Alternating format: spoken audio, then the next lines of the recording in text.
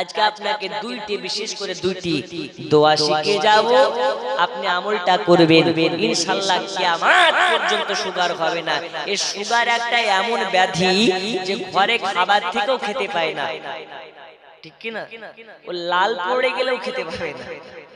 আমার আল্লাহ বলছে আখিরি জামানায় একটা এমন সময় আসবে যে খাবারের অভাব হবে না, কিন্তু খাবার থাকা সত্ত্বেও খেতে পাবে না। আচ্ছা বলুন তো রুজির মালিক কে? আরো জোরে কে? আমি দক্ষিণ দিনাজপুরে একটা স্টেজে জিজ্ঞেস করেছিলাম রুজির মালিক কে? একটা মিডিল থেকে ছাপড়ি দাঁড়িয়ে বলছে মমতা খালা। কোন খালা? মমতা খালা। হারে খাবা, মমতা খালা তো রুজির মালিক হয় কি করে? বলতেছে ওই যে মাসে মাসে দিচ্ছে ডাইডল, দুয়ারে সরকার, ঘরে ঘরে পৌঁছে দিচ্ছে চাল ডাল সব কিছু, তা বলে রুজির মালিক কেন মমতা হবে না? আমার আল্লাহ বলে এক মাস নয়, একদিন নয়, এক ঘন্টা নয়, এক সেকেন্ডের জন্য দুনিয়ার কেউ কারো রুজির দায়িত্ব নিতে পারে না। একমাত্র রুজির মালিক কে? रोजी खुदा ने दी है खिलाते हैं मुस्तफा, रोजी खुदा ने दी है खिलाते हैं मुस्तफा, रोजी खुदा ने दी है, रोजी खुदा ने दी है खिलाते हैं मुस्तफा, दुनिया है खुदा की चलाते हैं मुस्तफा।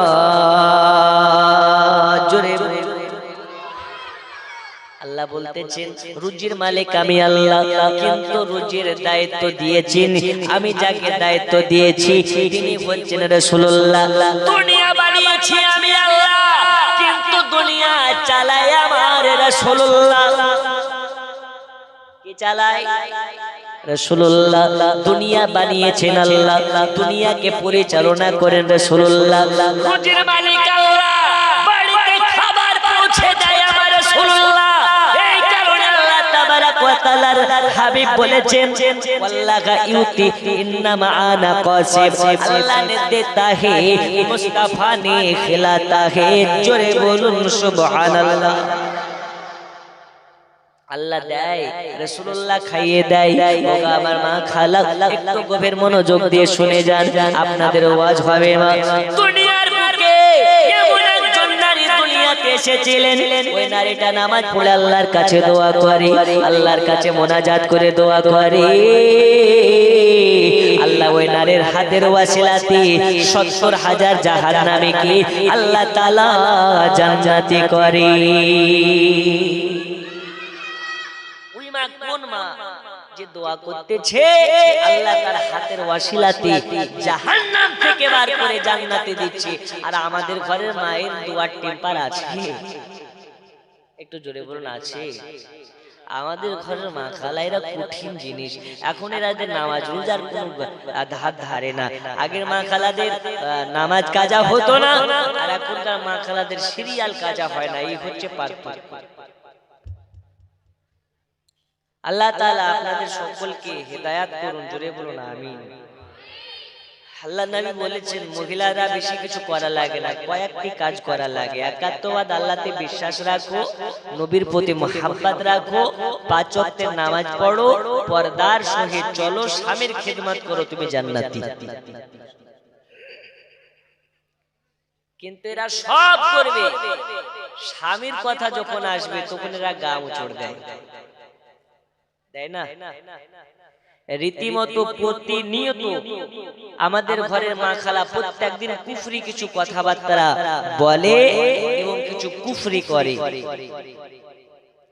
ওর সব কিছু স্বামী দিচ্ছে, ভরণ পোষণ স্বামী দিচ্ছে, খাবার দিচ্ছে স্বামী, পোশাক দিচ্ছে স্বামী, ওর যে ভালো থাকার আসবাবপত্র দিচ্ছে স্বামী, তারপরেও কিন্তু যদি এ কথা বলে দাও তুমি আমার জন্য কি করো, কি দিয়েছো, আল্লাহর কসম এ কথা বলার জন্য তার কুফরি হচ্ছে। আর কুফরিকারী নারী কোনোদিন জান্নাত যেতে পারে না, ওর স্থান হয়ে যাবে জাহান্নামে। আল্লাহর নবী সাল্লাল্লাহু আলাইহি ওয়াসাল্লামের আম্মা জান হযরত আমিনা বিবি বলতেছেন, আমার পেটে যখন বাচ্চা এসেছিল, আমি আমিনা আমার বাড়িতে কিন্তু 10টা 20টা কাপড় নয়, মাত্র একটা কাপড় ছিল। কয়টা? খুব কষ্ট করে আব্দুল মুত্তালিব আর একটা কাপড় কিনে দিয়েছিলেন। আমি নবীর জীবনী যদি বলি, একদিন নয় কয়েক মাস যদি একভাবে বলি শেষ করা যাবে না। আমি গুরুত্বপূর্ণ বিষয়গুলো আপনাদেরকে তুলে ধরছি, এর মধ্যে আপনাদেরকে বুঝে নিতে হবে ওই যে 72 কারা আর একের কারা। কথা বুঝেননি? এখন দেখবেন সোশ্যাল মিডিয়ার যুগ, সোশ্যাল মিডিয়াতে হাইব্রিড মৌলবি বেরিয়েছে। কি ব্রিড বললাম? হাইব্রিড। ইদানিং কিছু একটা বক্তা বেরিয়েছে, দুইটা বক্তা বেরিয়েছে, একটা হচ্ছে বর্ধমানের ভাড় আর একটা হচ্ছে বারাসাতের আপনার কিনা টপকানি মৌলবি, বাদর মার্কা মৌলবি, মমতাজুল নামে। কি নামে? মমতাজুল। আপনাকে আমি চ্যালেঞ্জের সহিত বলতেছি, এ মমতাজুল হোক আর এই ইয়াসিন হোক, এদের পেটে যদি লাত উহুদ পাহাড় মেরে দেওয়া হয় তো মাদ্রাসার কোন সাবজেক্টের ক্লাসের কোনো আপনার জ্ঞান পাবেন না। কিন্তু ওই যে সোশ্যাল মিডিয়া খুব পাওয়ার, রাতারাতি হুমায়ুন কবিরকে গোটা পৃথিবীর ফেমাস করে দিল। এটা কিসের জারিয়ায়? Social media. সোশ্যাল মিডিয়া যদি না থাকতো মুর্শিদাবাদে বাবরি মসজিদ তৈরি হচ্ছে, আজ এই ডায়মন্ড হারবার এলাকার মানুষ জানতে পারতো? একটু জোরে বলুন, পারতো? হ্যাঁ, আমি আপনাদেরকে দেখুন, আমি বলি বক্তা যদি 20,000 কেন 20 লাখ টাকা দিয়ে নিয়ে আসে, আর বক্তার সামনে বসে থাকা শ্রোতাগুলো যদি অ্যাক্টিভ না হয়, বক্তার ওয়াজ হয় না। ওই যে পেছনে দাঁড়িয়ে আছেন, একটু সামনের দিকে আসুন না একটু দাদা, আপনারা রিয়াকশন দেবেন, আমার বক্তব্যের আগা এবং সাইড ডিফারেন্টেড হবে। একটু সামনের দিকে আসা যায় না? আর একটু ডান দিকে প্রয়োজন হলে বাম দিকে চলে আসুন। বাচ্চাগুলো খুব আমাকে বিরক্ত করতেছে। আমি নারে তাকবীর বলবো, আল্লাহ দেওয়া দুটি পা নিয়ে দাঁড়িয়ে যাবেন একবার কষ্ট করে, নারে তাকবীর। একটু দাঁড়ান, পেছনকার গুলো একটু দাঁড়ান। ও ভাই, ও আপনাদেরকে বলছি একটু দাঁড়ান না, একটু কষ্ট করেন, আপনাদেরই জালসা ভাই এটা। ওরা একদম ওয়াদা করে নিয়েছে, জায়গা রেস্টরি করে বসে আছে। হুজুর যতই বলো জায়গা আমি ছাড়ছি না, প্রয়োজন হলে আজকে বিরিয়ানি খাবো না।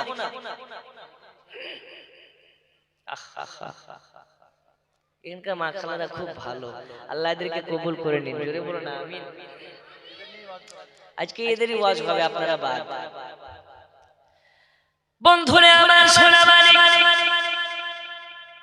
বলতেছিলাম আপনাদেরকে সোশ্যাল মিডিয়া যুগ আসার পরে এখন আপনার কিনা রাতারাতি ভাইরাল হয়ে যায়, রাতারাতি আপনার এসব বেরিয়ে যায়। কিছুদিন আগে আমাদের মধ্যে থেকে একটা দেখলেন আপনার কিনা এক এক সময় এক এক রকমের ইস্যু আসে, কখনো আসে কাঁচা বাদাম, কখনো আসে আপনার মুরব্বি, কখনো আসে এরকম ইত্যাদি ইত্যাদি। এখন আপনার রাতারাতি মুর্শিদাবাদের হুমায়ুন কবির বাবরি মসজিদের শিলান্যাস করে সারা পৃথিবী ব্যাপী ভাইরাল হয়েছে না হয় নাই? আপনারা জানেন তো মুর্শিদাবাদে বাবরি মসজিদ হচ্ছে। জি, তা আমার বাড়ি থেকে বেশি দূর নয়, খুব বেশি হলে 20 কিলোমিটার। কয় কিলোমিটার?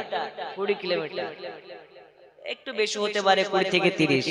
আর হাজারদুয়ারি থেকে আমার বাড়ি মাত্র 2 কিলোমিটার। কয় কিলোমিটার?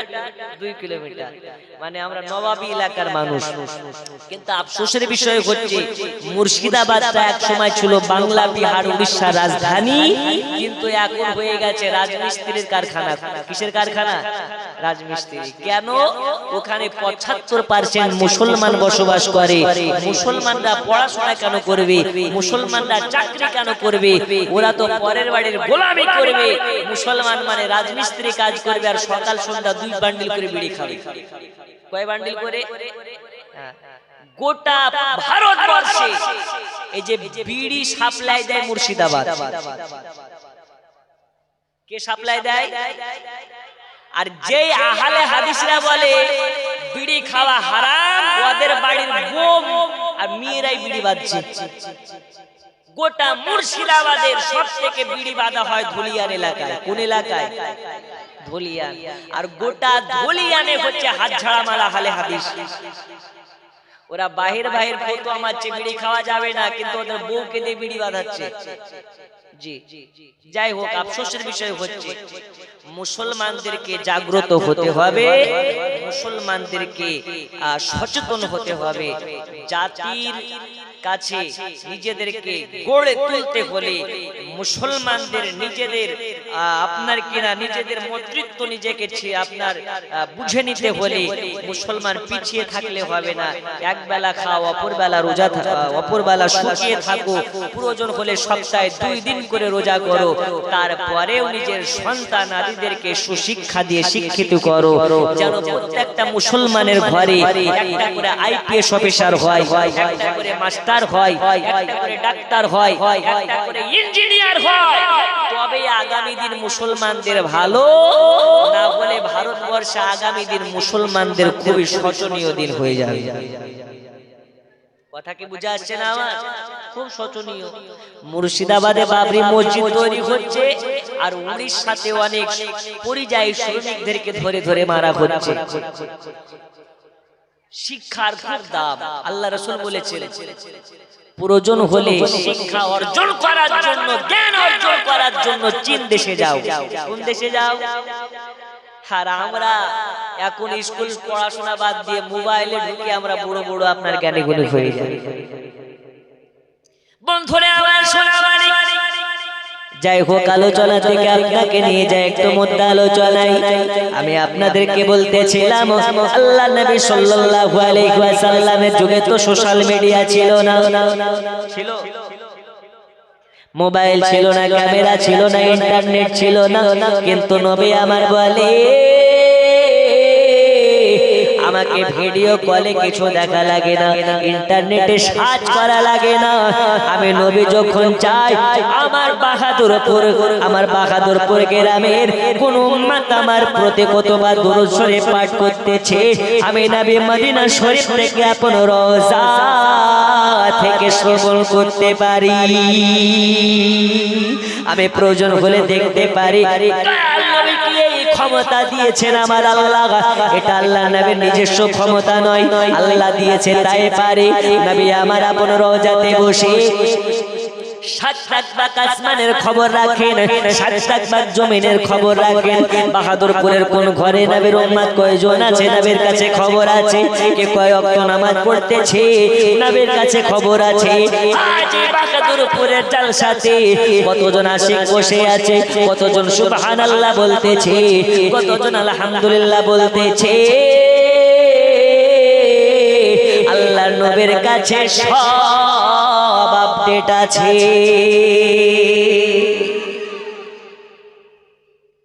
নবী সব পারেন, নবী সব দেখতে পারেন, নবী সব শুনতে পারেন। এই ক্ষমতা নবীর ডাইরেক্ট নয়, আল্লাহ দিয়েছে তাই পারে। সোনা মানিকেরা আমার, আমি আপনাদেরকে বলতেছিলাম আল্লাহর নবীর আগমন হয়েছে। আল্লাহর নবীর আগমনে যেন গোটা দুনিয়াটা আনন্দতে আত্মহারা হয়ে গেছে। কেন কেন কেন? আল্লাহ নবীর আগমন হয়েছে, আল্লাহ নবীর ভূমিষ্ঠ হয়েছে। এ নবী কোন নবী? যে নবীর আগমন হওয়াতে আল্লাহ তাআলা জাহান্নামের দরওয়াজাকে বন্ধ করে দিলেন, জান্নাতের দরওয়াজাকে খুলে দিলেন। আর আমার আল্লাহ বলে আজকের দিনে যত বাচ্চা জন্ম নেবে, আজকের দিনে যত বাচ্চার আগমন হবে, আল্লাহর নবীর সঙ্গে তাদের সবাইকে জান্নাতে দেওয়া হবে।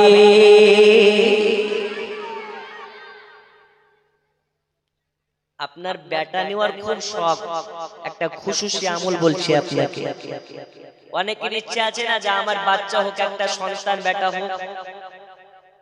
যদি আপনি মনে মনে নিয়াত করেন আল্লাহ আমাকে যদি একটা বেটা দাও, ওই বেটাটার নাম রাখবো মুহাম্মদ। কি নাম? একটু জোরে বলুন, কি নাম? মুহাম্মদ, শুধু মুহাম্মদ। মুহাম্মদ নাম যদি কেউ নিয়াত করে নেয় বাচ্চা হওয়ার আগে কিংবা পেটে থাকা অবস্থায়, আল্লাহ তাকে বাচ্চা বেটাই দিবে। যদি নিয়াত হয় নেক, আর নিয়াত যদি হয় ভুল ভাঙ, তাহলে হবে না। যদি নেক নিয়াতে নিয়াত করে নেয় একটা যদি আল্লাহ বেটা দেয়, বেটার নাম রাখবো মুহাম্মদ। আল্লাহ বলতেছে আমি তার স্ত্রীর গর্ভে আমি বেটাই দিই। জোরে বলবেন না সুবহানাল্লাহ? আপনি আমলটা করতে পারেন। ওগো আমার মা খালা শুনে জানে রাতের বেলা দয়াল নবীর আম্মা জান হযরতে আমিনা বলতেছে আমার বাচ্চার মুখের কাছে যখন কান লাগালাম, আমার বাচ্চার মুখ থেকে শুনতে পেলাম ইয়া রাব্বি হাবলি উম্মতি।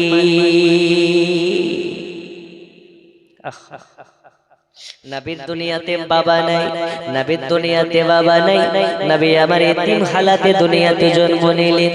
মা বাচ্চার দিকে তাকিয়ে তাকিয়ে চোখের পানি ফেলে ফেলে কান্না করে, আল্লাহ যদি আজ এই বাচ্চাটার বাপ দুনিয়াতে বেঁচে থাকতো, অর্থাৎ আব্দুল্লাহ যদি বেঁচে থাকতো, এত সুন্দর চেহারা দেখে কতই না আনন্দ উল্লাস করত।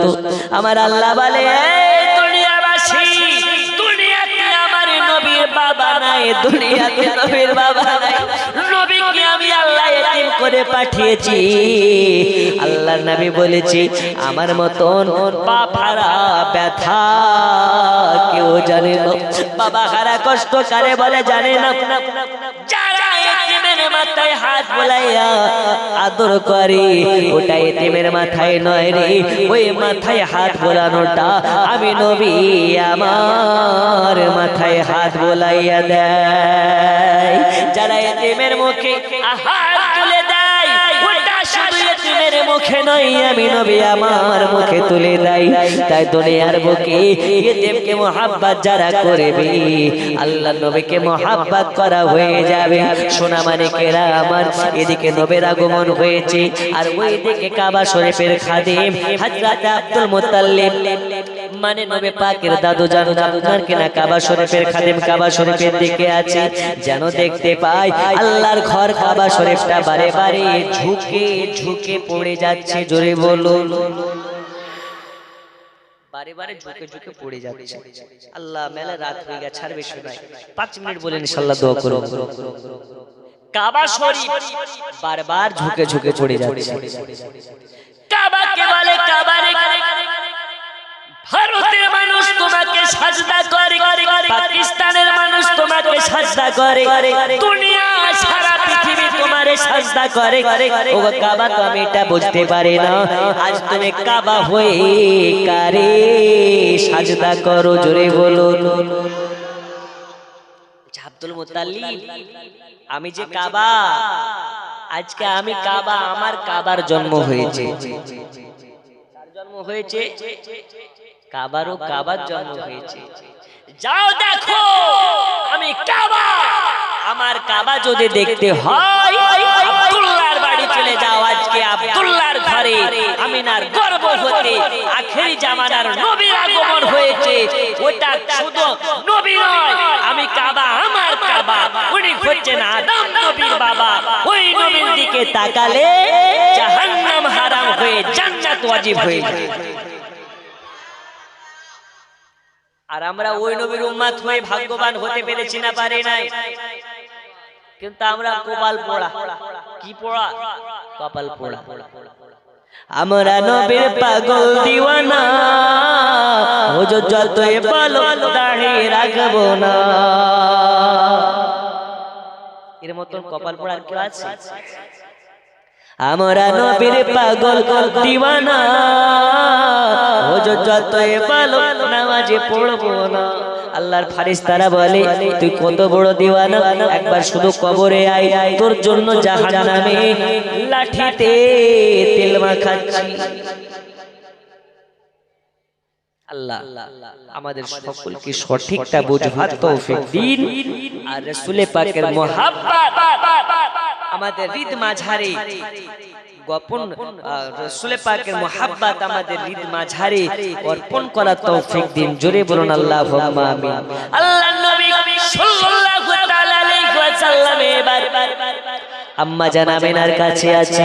আব্দুল মুত্তালিব সংবাদ পেল, বাড়ির দিকে আপনার গোটে গোটে পায়া গিয়ে যেতে লাগলো। বাড়ির দিকে যায়, বাড়িতে যাওয়ার পরে আমিনাকে বলে, আমিনা আমিনা আজ নাকি তোমার বাচ্চা হয়েছে, ও গো আমিনা ওই বাচ্চাটাকে একবার আমাকে কি দেখাবে না? আমিনা বলে, ও গো আব্বা জান কেমন কথা বলেন, কেন দেখাবো না, কেন দেখাবো না? এই বাচ্চার গার্জিয়ান তো হলেন আপনি, এ বাচ্চা দুনিয়াতে বাবা নাই, আপনি না দেখলে কে দেখিবে? আপনি যদি না দেখেন তাহলে কে দেখবে? আল্লাহ নবীকে বলতে, আল্লাহ নবীকে এবার নিয়ে হযরতে আমিনা বিবি আপনার কিনা আব্দুল মুত্তালিবের কোলে দেবে। হাদিসের মধ্যে পাওয়া যায় হযরতে আব্দুল মুত্তালিব বয়স হয়ে যাওয়ার কারণে গালের চামড়াগুলো ঢিলা ঢিলা হয়ে গিয়েছিল, আপনার কিনা ঠিকভাবে চলাফেরা করতে পারতো না, আপনার কিনা লাঠির সাহায্য নিয়ে হেঁটে বেড়াতো।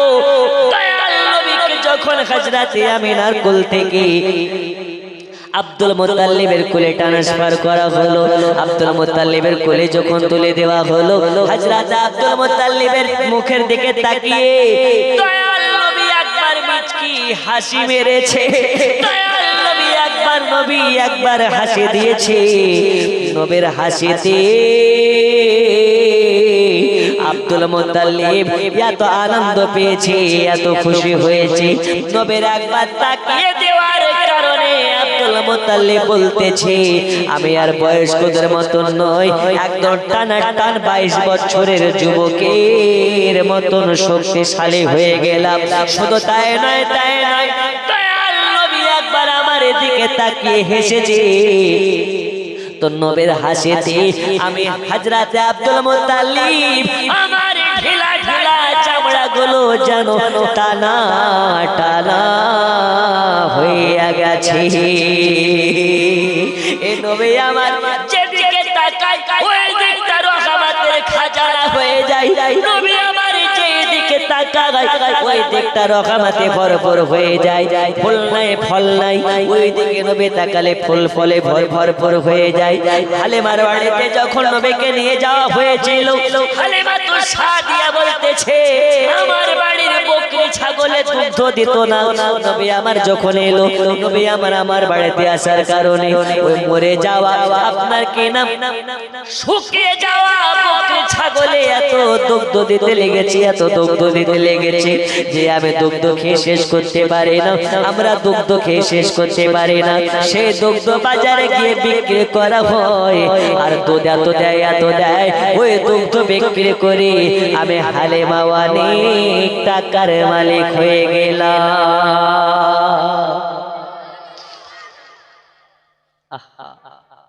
আমাদের টাকার দরকার নাই, নবীর মুহাব্বতের দরকার। জোরে বলুন সুবহানাল্লাহ। আচ্ছা, এখন যদি বলা হয় নবীর মুহাব্বতে 2টা করে হাত কেটে দিয়ে দাও, কারা কারা রাজি আছেন? 2 হাত তুলে বলুন ইয়া রাসূলুল্লাহ। আরো জোরে ইয়া রাসূলুল্লাহ। আচ্ছা, এই হাত তোলা নবী আমার দেখতে পাচ্ছেন না? এ বিশ্বাস আছে তো ইনশাআল্লাহ? জি, নবী আমার দেখতে পান, নবী আমার শুনতেও পান, কারণ নবী জিন্দা নবী। যারা বলে নবী জিন্দা নয়, আমি বলি নবী তো নবী, নবীর গোলামের গোলাম যারা হয় এরাও জিন্দা। জোরে বলুন। আচ্ছা, গৌসে পাক আব্দুল কাদের জিলানী রহমাতুল্লাহ আলাই, জিনার কাজ বাচ্চাকালে দুনিয়ার বাচ্চারা ধুলাবালি নিয়ে খেলে, আর গৌসে পাক আব্দুল কাদের জিলানী বাচ্চাকালে ধুলাবালি নিয়ে না খেলা করে বাচ্চাদেরকে নিয়ে খেলে, মরাকে জিন্দা করে, জিন্দাকে মরা করে। জোরে বলুন। ছোট্ট 2 মিনিটের ওয়াকিয়াটা বলে শেষ করে দেব। গৌসুল আজম আব্দুল কাদের জিলানী বাচ্চাকালে, আচ্ছা বলবো না, দোয়া করে দেবো। আর কারা কারা শুনবেন না একটু হাত তুলে শুনবেন না? আমি বলেছি কারা কারা শুনবেন না তারা হাত তুলে। এখন রাত্রিবেলা হুজুর বলছে সুদ খাওয়া হারাম, সকালবেলা চায়ের দোকানে যদি গিয়ে বলে দুধ খাওয়া হারাম বলেই গেছে দুধ খাবো না, একে মানা যায়? একটু মনোযোগ দেন। এখন ঘুমিয়ে ঘুমিয়ে ওয়াজ শুনলে হবে না, একটু জোরে নারে তাকবীর লাগান। নারে তাকবীর, নারে তাকবীর,